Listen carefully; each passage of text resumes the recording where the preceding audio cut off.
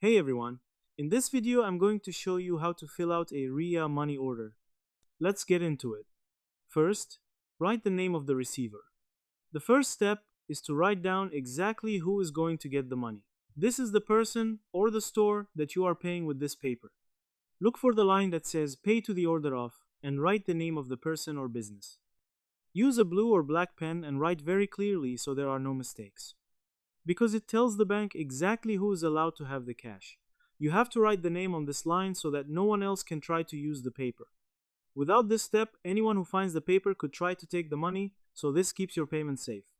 Next, add your name and address. You need to write down your own information so the person getting the money knows who it came from. Find the section that says from, sender, or purchaser.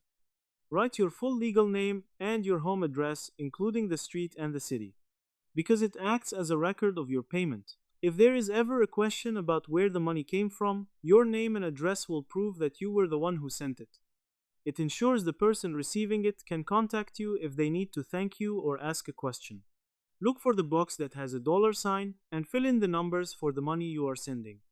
Write your full name and the address where you live. Write your street, city, and state in the small lines provided under your name. Next, sign the money paper.